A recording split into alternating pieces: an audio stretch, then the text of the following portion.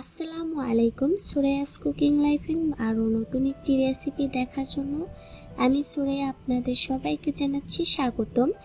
আজকে তৈরি করে দেখাবো ইফতার স্পেশাল পেঁয়াজু রেসিপি।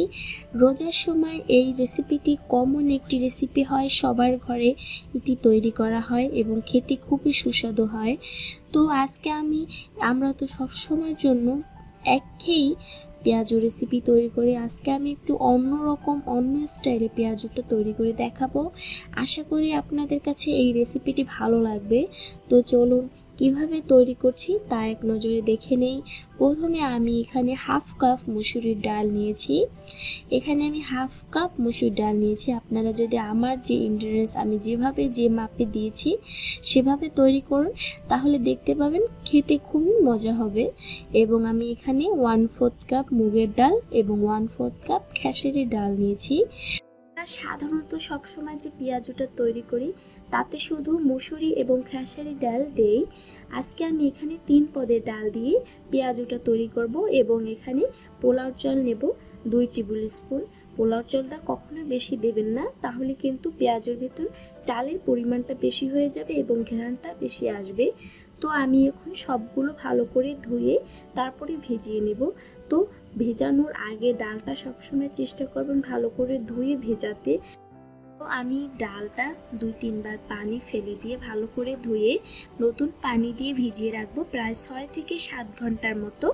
আপনারা ভালো হয় সবচেয়ে আপনারা যখন সেহরি খাবেন তখন এই ডালটা ভিজিয়ে রাখবেন এবং বিকেলের টাইমে এই পেঁয়াজুটা তৈরি করে ফেলবেন। কারণ আমরা এখানে খেসারি ডাল ইউজ করেছি, তাই এটা একটু বেশি সময় ভিজিয়ে রাখলে ভালো হয়। তো আমার ডালটা ভেজানো হয়ে গেছে, এখন আমি চলে আসছি পেঁয়াজুর মিশ্রণটা মাখাতে। তো আমি এখানে হাফ কাপ পেঁয়াজ কুচি নিয়েছি, এখানে একটু কুচি করে পেঁয়াজটা নিয়েছি, তাহলে সবচেয়ে ভালো হয়। এবং 1/4 কাপের মতো রসুন কুচি দিয়েছি।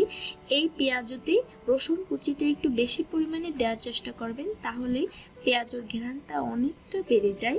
এবং এখানে কাঁচামরিচ কুচি দিয়েছি 3-4টা। তো তারপরে দিয়েছি হলুদের গুঁড়া এবং লবণ। হলুদের গুঁড়া দিয়েছি এখানে আমি আধা চা চামচ এবং লবণ দিয়েছি পরিমাণ মতো।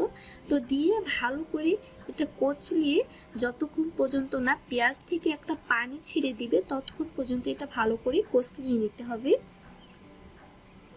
তো আমি এখানে রসুন কুচি বেশি দেওয়ার কথা বলেছি, কারণ এখানে রসুন কুচিটা যত বেশি দেবেন ততই রসুনের একটা সুন্দর ঘ্রাণ আসবে এবং খেতেও খুবই ভালো লাগবে। তারপরে এখানে আমি দেখতে পাচ্ছি ডালটা ভালো করে ব্লেন্ড করে নিয়েছি। আপনারা চাইলে পাটায় বেটে নিতে পারেন। আমি কোনো পানি দেইনি, পানি ছাড়া এভাবে ব্লেন্ড করে নিয়েছি এবং একটু আস্ত আস্ত রেখেছি। এবং এখানে শুকনো চালের গুঁড়া আমি দিয়েছি 2 টেবিল স্পুন এবং বেসন দিয়েছি 2 টেবিল স্পুন। এটা খুবই জরুরি এটা দেওয়ার জন্য। আর আপনাদের হাতের কাছে যদি না থাকে তাহলে স্কিপ করতে পারেন, আপনারা ময়দা দিয়েও তৈরি করতে পারেন, তবে অতটা ভালো হবে না। তো তারপরে আমি সবগুলো ভালো করে মেখে নিচ্ছি। তো দেখতে পাচ্ছেন কত স্মুথ একটা মিশ্রণ তৈরি হয়েছে। এরকম হলে ভালো হয়, তাহলে পেঁয়াজুটা ভাজার সময় এটা ছেড়ে দিবে না। তো আমি এখন চলে যাব পেঁয়াজুটা ভাজতে।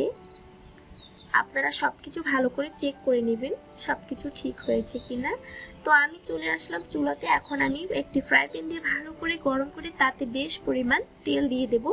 যেহেতু আমরা এটা ডুবো তেলে ভাজবো তাই অনেকটা পরিমাণে তেল দিয়ে দিলাম। তেলটা যখন গরম হয়ে এসেছে তখন আমি পেঁয়াজুটা এরকম করে দিয়ে দিচ্ছি।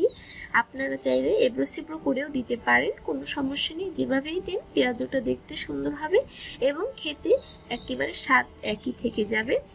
তো আমি এরকম দিয়ে ভালো করে ভেজে নিচ্ছি। এটা উল্টিয়ে পাল্টে ভালো করে ভেজে নিতে হবে এবং একটু সময় নিয়ে পেঁয়াজুটা ভেজে নেবেন, তাহলে একটু ক্রিস্পি হবে। তো দেখতে পাচ্ছেন আমার এক পিঠ হয়ে এসেছে, আমি এখন অন্য পিঠ উল্টিয়ে দেব। তো আমি এখন পেঁয়াজে ভাজার একটি টিপস দিচ্ছি। আপনারা পেঁয়াজুটা যখন ভাজতে যাবেন তখন তেলটা ভালো করে গরম করে নেবেন, তারপরে পেঁয়াজের মিশ্রণটা তেলের ভিতরে দিবেন।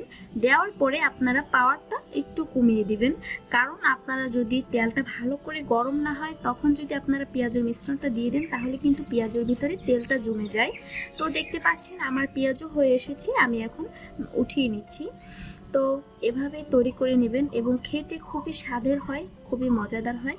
তো আমার রেসিপি যদি আপনাদের ভালো লাগে প্লিজ আমার এই চ্যানেলটি সাবস্ক্রাইব করে আমার পাশে থাকবেন, লাইক শেয়ার এবং কমেন্ট করে জানাবেন আপনাদের মতামত। আসসালামু আলাইকুম।